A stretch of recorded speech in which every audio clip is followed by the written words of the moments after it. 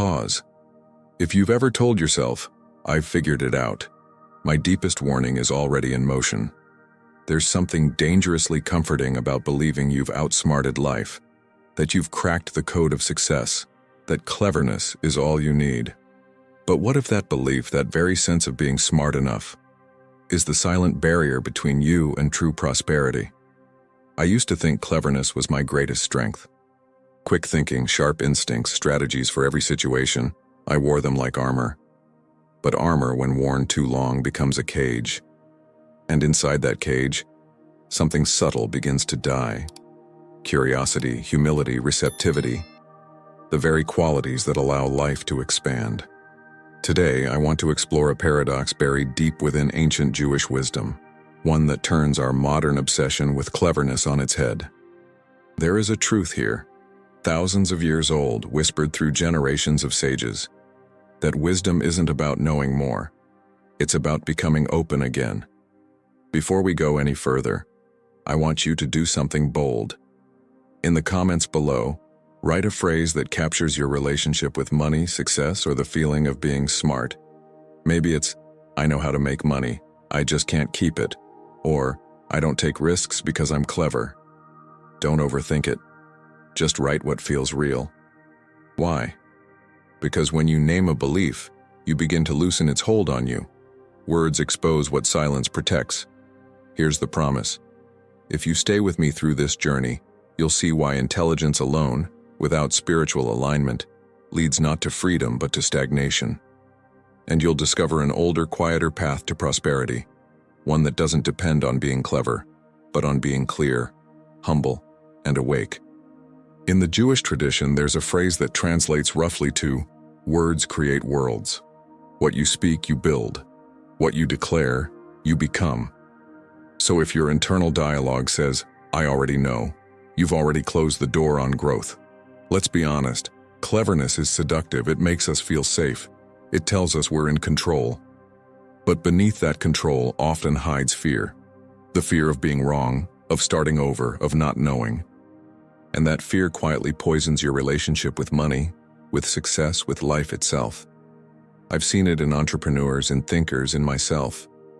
The moment we believe we're too smart to fail is the moment we stop truly learning. And when we stop learning, we stop earning, not just in currency, but in wisdom, meaning, and joy. So let me ask you this. What if your cleverness is the one thing keeping you poor, not only in wealth, but in wonder? What if prosperity begins not with knowing, but with unlearning? Stay with me, because what comes next might sound ancient, but it could change how you see everything you've been chasing. In the Jewish tradition, prosperity is never a prize. It is a process, a sacred partnership between effort and grace. It's not about possession, but participation. The idea is ancient. Wealth isn't an end. It's a vessel for purpose, for kindness, for continuity. And like any vessel, it only holds what you're humble enough to receive. I was raised to believe success meant control, that to be prosperous was to master outcomes, plan, predict, and outthink. But the older wisdom says something startlingly different. It says prosperity isn't born from cleverness, but from alignment, a rhythm between giving and receiving, between work and surrender. In Hebrew, there's a word, beracha, meaning blessing. Its root also means to flow. That's not coincidence. True blessing is movement. When life's energy passes through you, not just to you. This is the first reframe. You are not the owner of your abundance. You are its channel. The moment you begin to believe that wealth belongs solely to your intellect or skill, it starts to slip away. Because you've stopped the flow. You've dammed the river with your cleverness. Ancient Jewish wisdom teaches that money, like water, seeks open hands. A closed fist, proud, defensive, certain, cannot hold it for long. There's a story told by a rabbi centuries ago, a farmer who thanked God every morning for his crops but never hoarded a single seed. When asked why he gave so freely, he said, "Because the earth never grows for the one who thinks he owns it." That line stayed with me. I think it explains everything about why some people prosper and others only seem to. We live in an age that worships intellect. We analyze, optimize, strategize. Yet something vital is missing: reverence. Reverence for what we can't control, for the mystery of timing, for the unseen web of cause and effect. The clever mind sees patterns. The wise heart feels participation. The clever mind asks, "How can I make more?" The wise heart asks, "How can I serve better?" And maybe that's the hidden secret. Prosperity is less about accumulation and more about attunement. The universe, God, fate, call it what you will, doesn't respond to clever manipulation. It responds to alignment, to humility, to gratitude. Think of it this way: when a tree bears fruit, it doesn't keep them, it releases them, and in doing so, multiplies itself. The tree doesn't need to be clever, it needs to be connected to the soil, to the sun, to the unseen forces that sustain it. That is how ancient wisdom defines prosperity, not as what you own, but as what flows through you. And if cleverness tries to own, wisdom learns to release. But what happens when cleverness refuses to let go? When it mistakes knowing for being? That's when the real trap begins to tighten. And it's time we look directly into that trap. The first time I realized I was caught in the cleverness trap, it was quiet, almost invisible. I wasn't struggling, I was succeeding. My ideas worked. My plans made sense. People even called me smart. But inside, something felt stale. Every win felt smaller, every effort heavier. I couldn't see it then, but I had mistaken mental sharpness for spiritual growth. And that is the cleverness trap, believing that intellect alone can create expansion. Let's name the error clearly: the belief that being clever is the same as being wise. Cleverness solves problems. Wisdom transforms the person facing them. Cleverness seeks efficiency. Wisdom seeks meaning. Cleverness wants to control. Wisdom knows when to release. Yet most of us, intoxicated by modern logic and self-help formulas, spend years strengthening the wrong muscle. In ancient teachings, the sages warned that pride disguises itself as intellect. There's even a line in the Talmud that says, "When a man believes he is already full, he can no longer be blessed." It's a poetic way of saying, if you think you already have the answers, the universe has no space to teach you. And that's exactly what happens when cleverness takes over. We become unteachable. Think of someone who constantly analyzes, plans, calculates. Perhaps you, perhaps me. They know the markets, the systems, the data. But when the unexpected happens, a downturn, a loss, a shift, they freeze. Because cleverness is built on control, and control collapses the moment life changes its rhythm. I once knew a man, a brilliant consultant.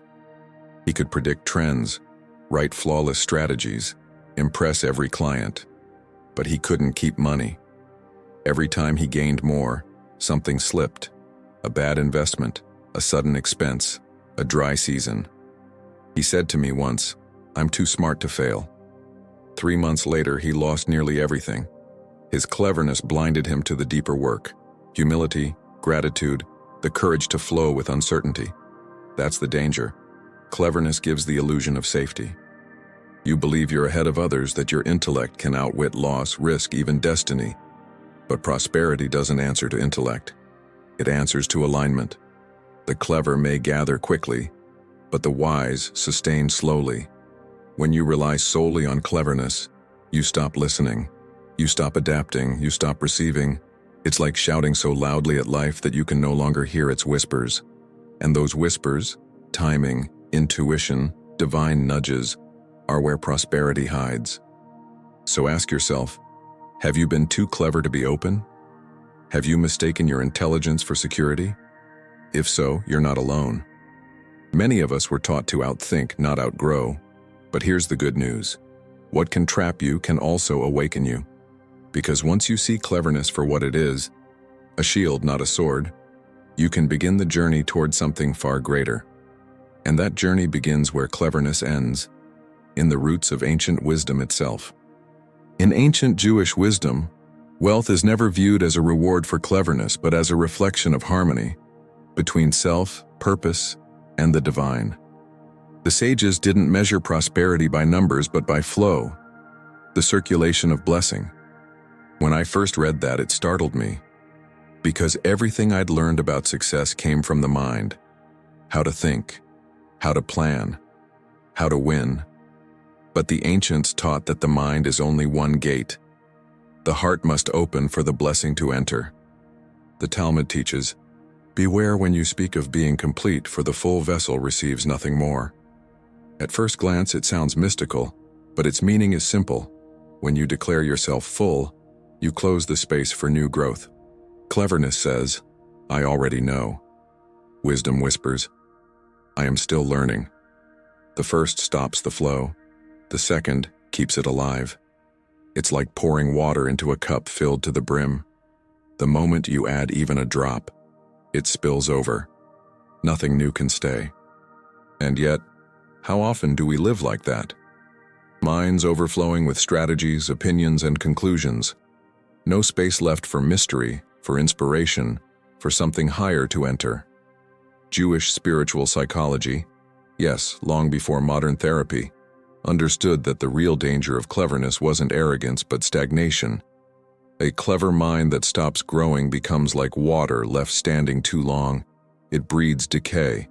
But a humble spirit keeps circulating, moving, staying fresh. There's a metaphor used by the mystics. The world is sustained by those who keep making room for others, for gratitude, for correction, for divine timing.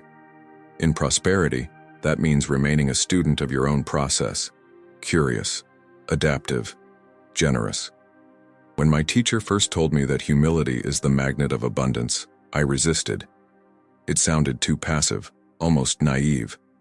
But then he said something that broke my resistance completely. Humility is not weakness. It's the strength to remain teachable in every season. That, I realized, was the missing link between cleverness and wisdom. The clever person wins arguments. The wise person wins alignment. The clever seeks to prove. The wise seeks to understand. The clever asks, "What do I get?" The wise asks, "What can I give?" And here lies the paradox. The more you give from a place of alignment, the more life gives back to you, not as payment, but as partnership. Take a moment. Where in your life have you said, "I'm fine," when you were not? Where have you pretended to be full when you were actually craving something deeper? Because the moment you admit there's still more to learn, you've already reopened the channel. And that channel, once flowing again, prepares you for the next revelation, one that most clever minds resist until life forces them to see it. There's a quiet danger that creeps in once you start seeing progress, the belief that you've already won. You relax. You loosen your focus. You start to think the battle is over because you outsmarted the chaos. But ancient wisdom warns, when victory becomes comfort, the seed of decline is already planted. This is the second layer of the cleverness trap, the moment you lower your guard believing that success now protects you. Cleverness whispers, "You've earned the right to rest." But wisdom reminds, rest without awareness becomes regression. It's strange, isn't it? We spend so long fighting for stability that when it finally comes, we unknowingly sabotage it. I've seen this in entrepreneurs, investors, even spiritual seekers. They taste success, feel clever for achieving it, and then drift into autopilot, repeating what once worked, clinging to the same patterns, blind to how life has already changed. The ancients understood this as spiritual inertia. In Hebrew thought, life's energy is not static, it's dynamic. The divine pulse moves forward endlessly. So when you stop moving, emotionally, intellectually, or spiritually, you fall out of rhythm with life itself. That's when prosperity begins to fade, not as punishment, but as correction. There's a saying from the sages, "Even the ladder of heaven must be climbed daily." It's a reminder that growth isn't a destination, it's a posture. You don't arrive at wisdom, you maintain it through awareness, gratitude, and movement. I once heard a rabbi describe cleverness as a ladder made of glass. It looks perfect, even beautiful, but it shatters the moment you stop climbing. The wise, however, climb one rung at a time, patiently, intentionally, never assuming the next step will hold without care. Psychologically, what happens when you think you've won is subtle but devastating. Your brain releases less dopamine, your curiosity fades, your sense of challenge disappears.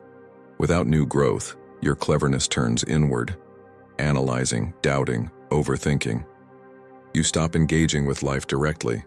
You start protecting what you've built instead of expanding who you are. That's why the ancient Jewish path to prosperity doesn't reward perfection. It rewards persistence. Each day, a small act, an intention, a prayer, a disciplined choice, reactivates your alignment. As it's written in the wisdom texts, the just man falls 7 times and rises again. The fall isn't failure, it's rhythm. Rising again is the proof that you're still alive. So if you've been feeling stagnant, if your clever mind keeps asking, why isn't this working anymore? Perhaps it's because you stopped climbing. The moment you think you've arrived, you disconnect from the source that brought you here. And the next revelation, the third and deepest truth, will expose why this comfort is not just dangerous, but deceptive. Because there's one more layer to this trap, and it hides behind a single, subtle lie. The third and final layer of the cleverness trap is the most dangerous one, because it hides behind a lie so familiar, so comforting, that most people never see it.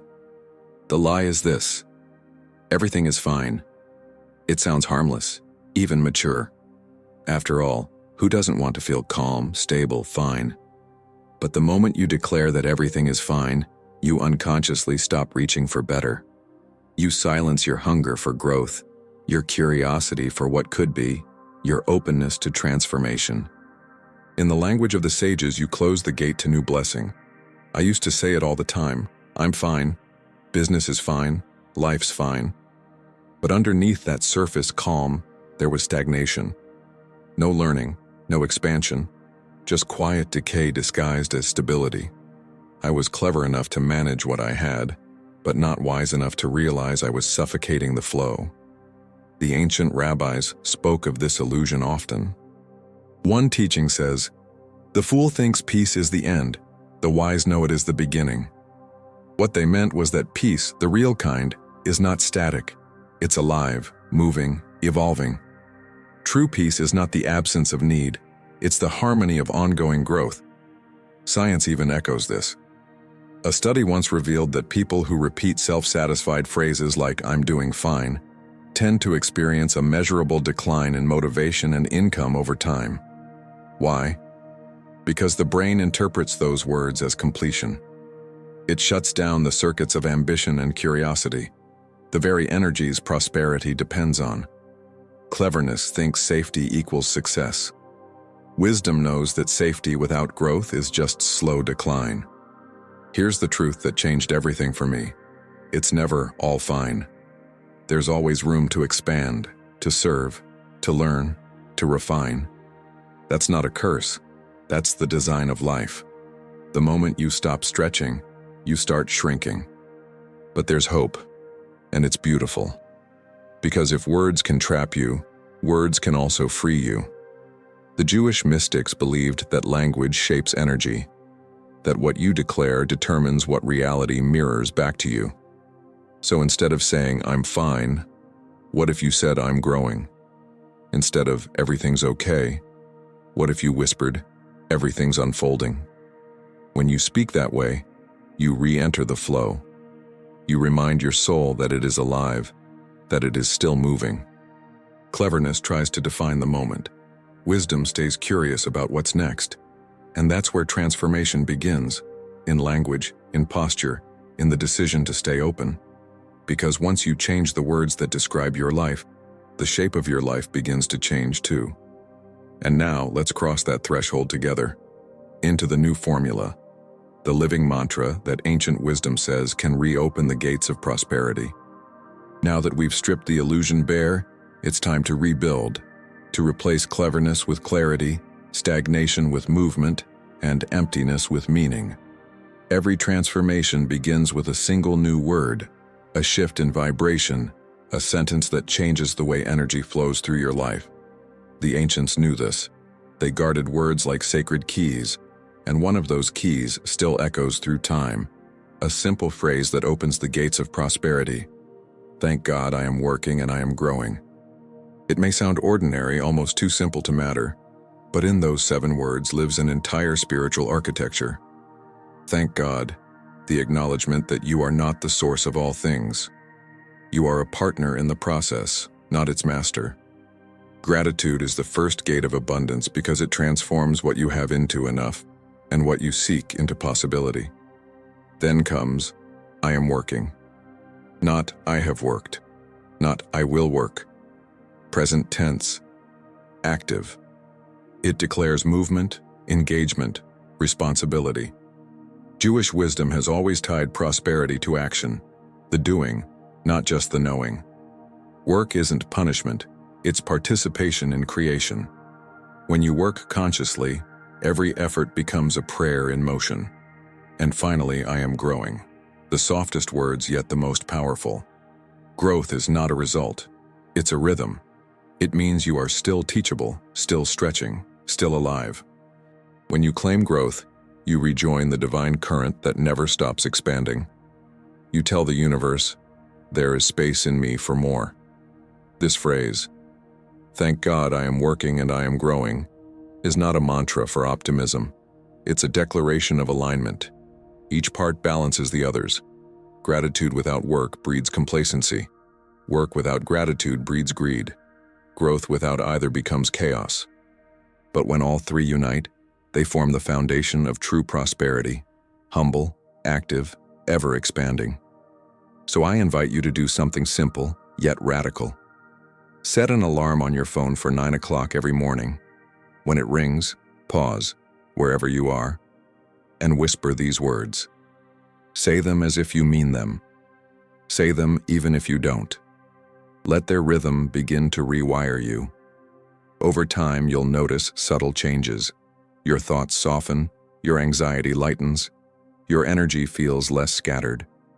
You'll begin to sense that prosperity isn't a destination waiting for you. It's a field that opens through you, moment by moment, word by word.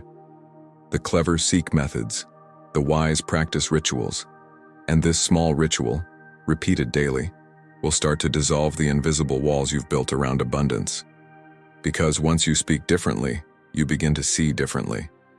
And once you see differently, life begins to move in your favor. But you don't have to take my word for it. Let me show you what happens when ordinary people start living this truth. I once met a woman named Lucia, though everyone called her Donna Lucia, a term of affection and respect in her small community. For most of her life, she had been trapped in scarcity. Not the kind of scarcity you can measure in numbers, but the kind that quietly eats away at your spirit. Every time she earned a little extra, something went wrong. A broken roof, a sick relative, a sudden debt. She used to shrug and say, "That's life. I get by." Those 3 words, "I get by," became the walls of her invisible prison. When I met her, she was exhausted but open. We spoke about the power of words, about the energy they carry. She laughed softly, not out of disbelief but recognition. "You mean," she said, "I've been cursing myself without knowing it?" I nodded. Together we began small, just 1 sentence. Thank God I am working and I am growing. At first she said it awkwardly, almost self-consciously, but she kept at it. Every morning before sweeping her porch, she whispered it to the rising sun. Thank God, I am working and I am growing. A few weeks later, something began to shift, not in her luck, but in her posture. She started walking taller, smiling more. She stopped saying, I get by. She started saying, I'm moving forward. And then life responded. A neighbor she'd once helped offered her a partnership in a small catering service. Her food, simple, honest, full of care, became the talk of the town. Within months, she went from barely surviving to hiring others. Her home, once quiet and dim, now buzzed with laughter and the smell of bread. When I asked what changed, she said, I stopped speaking like a victim. I started speaking like a vessel.